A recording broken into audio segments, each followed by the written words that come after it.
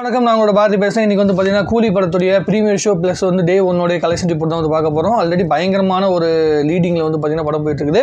இது வரைக்கும் தமிழ் சினிமாவில் டே ஒன் கலெக்ஷன் ரிப்போர்ட் அப்படின்னு ஒன்று வச்சுருக்காங்களா, அது எல்லாத்தையும் முறியடிச்சு நிற்குது அப்படிங்கிறது தான் வந்து ஆச்சரியமான விஷயம் கிடையாது, ரொம்ப சாதாரணமான விஷயம். ஏன்னா அந்தளவுக்கு ஹைப் படத்துக்கு இருந்தது, அந்தளவுக்கு வந்து டிக்கெட் புக்கிங் இருந்துச்சு. அட்வான்ஸ் சேல்ஸ்லேயே வந்து பார்த்தீங்கன்னா 100 கோடி ரூபாயை தாண்டின திரைப்படம் வந்து தமிழ் சினிமா வரலாற்றிலே வந்து பார்த்தீங்கன்னா இதுதான் முதல் முறை அப்படின்னு வந்து சொல்லியிருந்தாங்க. அதுக்கப்புறமேட்டு ஆல் டைம் ரெக்கார்ட் அப்படின்னு சொல்லி வந்து சன் பிக்சர்ஸ் அஃபிஷியலாக வந்து சில ரெக்கார்ட்ஸ் வந்து பார்த்தீங்கன்னா கொடுத்துருக்காங்க. நேற்று ஒரு நாளில் மட்டுமே வந்து பார்த்தீங்கன்னா 7,17,000 டிக்கெட் வந்து பார்த்தீங்கன்னா புக் மை ஷோவில் வந்து போயிருக்கு. புக் மை ஷோவில் மட்டும் இன்னும் டிஸ்ட்ரிக்ட் ஆப் இருக்குது, அதுக்கப்புறம் டிக்கெட் நியூ ஆப்லாம் இருக்குது. அதெல்லாம் வந்து மொத்தமாக கலெக்ஷன் பண்ணால் வேறு லெவலில் வந்து பார்த்தீங்கன்னா கலெக்ஷன், அதாவது டிக்கெட் எண்ணிக்கை வந்து மிக அதிக அளவுக்கு ஆயிருக்கும். இப்போ ஆல் டைம் ரெக்கார்டில் வந்து பார்த்தீங்கன்னா ஓவர்சீஸ் மார்க்கெட் அப்படின்னு சொல்கிறாங்கல்ல, அதாவது வெளிநாட்டில் வந்து ஓப்பனிங் பண்ணது வந்து பார்த்தீங்கன்னா $8.15 மில்லியன் வந்து பார்த்தீங்கன்னா படம் வந்து ஓப்பன் ஆயிருக்குது. இது வந்து ஆல் டைம் ரெக்கார்ட். இது வரைக்கும் எந்த திரைப்படமும் இவ்வளோ பெரிய அளவுக்கு வந்து பார்த்தீங்கன்னா ஓப்பனிங் வந்தது கிடையாது அப்படின்னு சொல்லியிருக்காங்க டே ஒன்ல. அதற்கு பிறகு ப்ரீ சேலில் வந்து ப்ரீமியம், அதாவது ப்ரீ சேல் பண்ணுறாங்கல்ல, படம் வந்து ரிலீஸ் ஆகுது முன்னாடி ப்ரீ சேல் ப்ரீமியம் வந்து பார்த்தீங்கன்னா $3.4 மில்லியன் வந்து பார்த்தீங்கன்னா இது வரைக்கும் எந்த திரைப்படமும் தமிழ் சினிமாவில் வந்ததே கிடையாது. இதுக்கு முன்னாடி வந்த திரைப்படம் கபாலி திரைப்படம் $1.9 மில்லியன் வந்து பார்த்தீங்கன்னா வந்து கலெக்ட் பண்ணிச்சு. அந்த கலெக்ஷனை விட கிட்டத்தட்ட $1.1 மில்லியன் வந்து மிகப்பெரிய அளவுக்கு வந்து பார்த்தீங்கன்னா ரீச் வந்திருக்கு ப்ரீமியம் சேல்ஸ்லேயே. அதாவது இதுக்கு பிறகு வந்து பார்த்தீங்கன்னா வேறு எந்த திரைப்படமும் அவ்வளோ சீக்கிரம் வந்து இந்த இடத்த வந்து முறியடிக்கிறதுக்கு உண்டான வாய்ப்புகள் மிக மிக மிக குறைவு. ஜெயிலர் 2 திரைப்படம் மட்டும்தான் இதை ஓவர்டேக் பண்ணுறதுக்கு உண்டான வாய்ப்புகள் இருக்குது. ஏன்னா ஜெயிலர் படத்துடைய வெற்றியை வந்து அப்படியே சஸ்டெயின் பண்ணி கொண்டு போகிறதுனால ஜெயிலர் 2 திரைப்படம் மிகப்பெரிய சக்ஸஸ் அடையும். ப்ளஸ் வந்து கூலி திரைப்படத்துக்கு அப்புறம் அடுத்த படமே ஜெயிலர் 2 வருது அப்படிங்கிறனால அந்த எக்ஸ்பெக்டேஷன் லெவல் வந்து இன்னும் வேறு லெவலில் இருக்கும். அதனால வந்து பயங்கர கலெக்ஷன் வரும். ஸோ யூகே ப்ரீமியர்ஸ்னு சொல்கிறாங்களே, யூகேல ப்ரீமியர் சேல்ஸில் வந்து பார்த்தீங்கன்னா இது வரைக்கும் ஆல் டைம் ரெக்கார்டு €1,24,000 வந்து பார்த்தீங்கன்னா இந்த படம் கலெக்ட் பண்ணிடுது. இதுவும் ஆல் டைம் ரெக்கார்டு அப்படின்னு சொல்லியிருக்காங்க.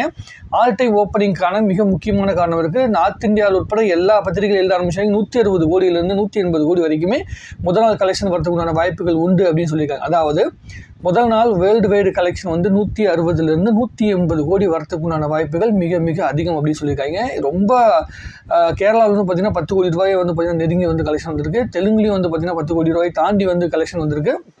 இன்னும் அதிகமான கலெக்ஷன் வந்திருக்கு. இன்னொரு பியூட்டியான விஷயம் என்னென்னா, ஹிந்தியில் மார்க்கெட்டில் 300 ஷோ இன்னும் அதிகம் பண்ணியிருக்காங்க. நேற்று அதாவது டே ஒன்னில் வந்த ஷோஸை விட இன்றைக்கி வந்து பார்த்திங்கன்னா ஷோவோட எண்ணிக்கை வந்து 300 ஷோ அதிகம் பண்ணியிருக்காங்க. டிமாண்ட் அதிகமாக இருக்குன்னு சொல்லிட்டு. அதே மாதிரி ஆந்திரா தெலுங்கானால நேற்றே வந்து பார்த்திங்கன்னா நேற்று ஈவினிங்லேருந்து ஷோஸோட எண்ணிக்கை வந்து பார்த்திங்கன்னா அதிகப்படுத்திட்டாங்க நேற்று.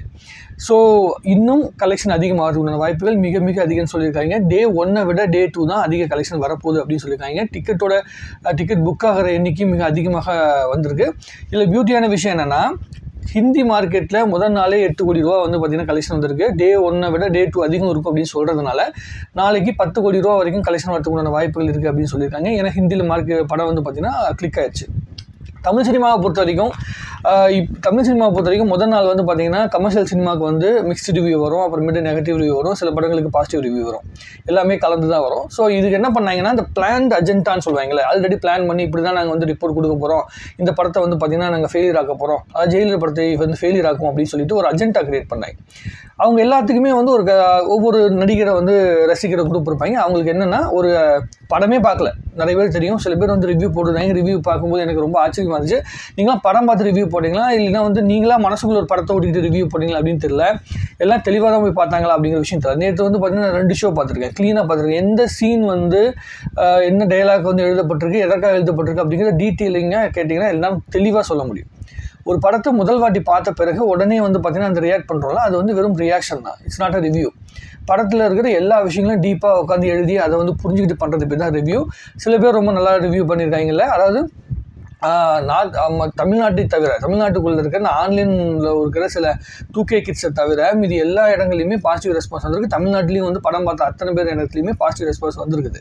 ஆனால் இவங்க என்ன பண்ணிட்டாங்கன்னா, நம்மக்கிட்ட ஒரு ரெக்கார்டு இருக்குது, ஆல்ரெடி வந்து ரெக்கார்டு வந்து முறியடிக்கப்பட்டுருச்சு. இப்போ இன்னும் வந்து இந்த படத்தை அப்படியே விட்டுட்டோம்னா இன்னும் பயங்கரமாக போயிடும் அப்படிங்கிறனால இவங்க வந்து ஒரு அஜெண்டா கிரியேட் பண்ணியிருக்காங்க. இது வந்து அவங்களுக்கு பெரிய அளவுக்கு பேக் ஃபேர் ஆக போகுது.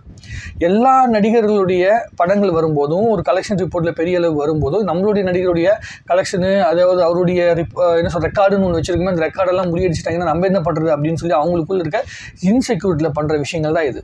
அதாவது ஒரு பதவி அப்படின்னு இருக்குன்னு வச்சுங்களேன், ஒரு பதவிக்காக வந்து சண்டை போடுறது அப்படிங்கிறது ஒரு பக்கம் இருக்குது. ஆனால் இந்த கலெக்ஷன் அப்படிங்கிறது வந்து ஒட்டுமொத்த தமிழ் இண்டஸ்ட்ரியோட கலெக்ஷன். ஒரு படம் நல்லா இல்லைன்னா நல்லா இல்லைன்னு சொல்லலாம், அது எந்த வித தப்புமே கிடையாது. இப்போ வந்து ரஜினி சாரோட படம் எடுத்துக்கிட்டீங்கன்னு வச்சுங்களேன், லிங்கா திரைப்படம் வந்து பார்த்தீங்கன்னா ஃபேன்ஸுக்கு தான் வந்து மனசளவுக்கு ரொம்ப நெருக்கமான படம். ஏன்னா ரொம்ப நாளைக்கு அப்புறமேட்டு லைவ் மூவி வந்துச்சு. ஸோ அந்த படத்தை நல்ல படம்னு வந்து ரஜினி சார் ரசிகர்கள் சொல்லுவாங்க, எங்களுக்கு பிடிக்கும், எங்களுக்கு ஸ்பெஷல் படம் அப்படிம்பாங்க. பாபா படம் வந்து ரொம்ப ஸ்பெஷலான படம் அப்படின்ட்டு. ஆனால் கமர்ஷியல் ரீதியாக 2 படங்களும் சக்ஸஸ் அடைஞ்ச படங்கள் தான். லிங்கா படம் வந்து 180 கோடி கலெக்ஷன் வந்துச்சு. அந்த டைமில் 180 கோடிங்கிறது ரொம்ப பெரிய கலெக்ஷன். அதே மாதிரி வந்து பார்த்தீங்கன்னா பாபா திரைப்படமும் அந்த வருஷத்தில் அதிகபட்ச கலெக்ஷன் தான். ஆனால் அந்த படம் வந்து பார்த்தீங்கன்னா எல்லா மக்களாலையுமே ரசிக்கப்படலை, எல்லா மக்களுமே அதை ஏற்றுக்கல. அண்ணாத்த திரைப்படம் உட்பட கடைசியில் எடுத்துக்கலாம்.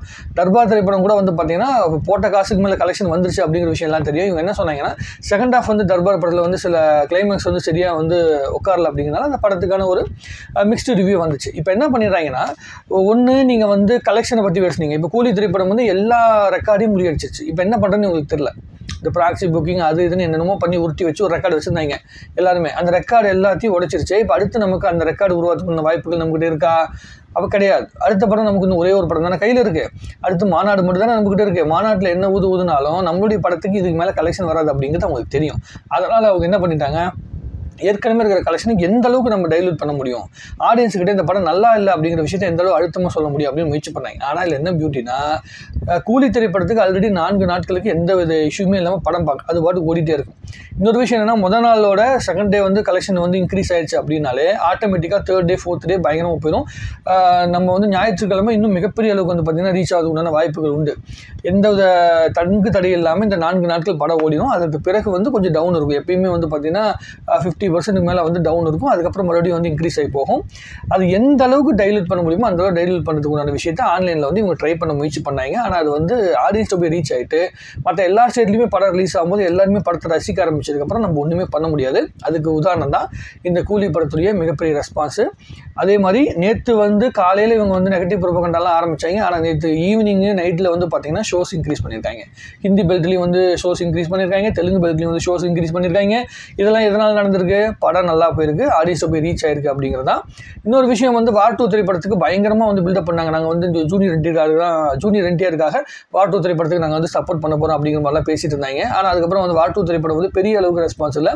ஹிந்தியில் வந்து டிக்கெட்டோட எண்ணிக்கை வந்து இன்க்ரீஸ் ஆகிட்டு இருக்கு. ஏன்னா அது ஹிந்தி படம் அப்படிங்கிறனால. ஆந்திரா, தெலுங்கானா, கர்நாடகா, தமிழ்நாடு எல்லா இடங்களிலுமே வார் 2 வந்து பார்த்திங்கன்னா ரொம்ப எக்ஸ்பெக்டேஷனோட ரொம்ப கம்மியான இடத்துல தான் இருக்குது அப்படிங்கிறதுல எந்த மாற்று கருத்தும் கிடையாது. ஆக இந்த கிளாஷில் வந்து பார்த்திங்கன்னா முதல் நாளே வந்து மிகப்பெரிய வெற்றி அடைஞ்சிருக்கிறது வந்து பார்த்திங்கன்னா நம்முடைய கூலி திரைப்படம் தான். இவங்க என்ன ஆங்கிளில் வந்து பார்த்திங்கன்னா நெகட்டிவான ப்ரொபகண்டா பண்ணிட்டு இருந்தாலும் அந்த நெகட்டிவ் ப்ரொபகண்டாவை ரசிகர்கள் வந்து நிராகரிக்கிறாங்க. பொதுவான சினிமா ரசிகர்கள் நிராகரிக்கிறாங்க அப்படிங்கிற விஷயத்த வந்து உணர முடிகிறது. இந்த ஆன்லைனுக்குள்ளே மட்டுமே பேசிக்கிட்டு இதில் வந்து நடுவில் வந்து சில படத்தை வந்து பார்த்திங்கன்னா புனிதமாக்குறாங்க. அதை பற்றி நம்ம அடுத்த வீடியோவில் ரொம்ப டீட்டெயிலாக வந்து பேசுவோம். இப்போதைக்கு கலெக்ஷன் ரிப்போர்ட்டில் நான் பார்த்த வரைக்கும், நம்ம எதிர்பார்க்குற வரைக்கும் சன் பிக்சர்ஸ் வந்து அஃபிஷியலாக போஸ்டர்ஸ் வந்து ரிலீஸ் ஆக ஆரம்பிச்சிருச்சு. முதல் நாள் வேர்ல்டு வைட் கலெக்ஷன் என்ன, அதே மாதிரி தமிழ்நாட்டில் முதல் நாள் கலெக்ஷன் என்ன அப்படிங்கிற ரிப்போர்ட் வந்துச்சுன்னா நம்ம இன்னும் வந்து பயங்கரமாக பேசுறதுக்கு உண்டான வாய்ப்புகள் இருக்கும் அப்படின்னு நம்புகிறேன். நாளைக்கு டே 1 கலெக்ஷன் ரிப்போர்ட்டு ப்ளஸ் வந்து பார்த்தீங்கன்னா டே 2 கலெக்ஷன் ரிப்போர்ட் அப்படிங்கிறது ரெண்டையும் வந்து பார்த்தீங்கன்னா டீட்டெயிலாக உட்காந்து வந்து பேசுவோம். உங்களுடைய கருத்துக்களை வந்து கமெண்ட் எழுதுங்க. அதுக்கப்புறம் அஃபிஷியலாக ஏதாவது வந்து போஸ்டர் வந்துச்சு அப்படின்னா இன்னும் டீட்டெயில் எக்ஸ்ட்ரா கிடைக்கும். ஏதாவது ஈவினிங் மேலே எக்ஸ்ட்ரா வந்து சில டீட்டெயில்ஸ் கிடைக்கும். அப்போ வந்து பார்த்தீங்கன்னா இன்னும் டீட்டெயிலாக உட்காந்து பேசலாம். சரிங்களா? உங்களுடைய கருத்துக்கள் எதுவாக இருந்தாலும் சரி கமெண்ட்டில் போடுங்க. இன்னும் நிறைய பேசுவோம். வாழ்க தமிழ்நாடு, வளர்க தமிழ் சினிமா.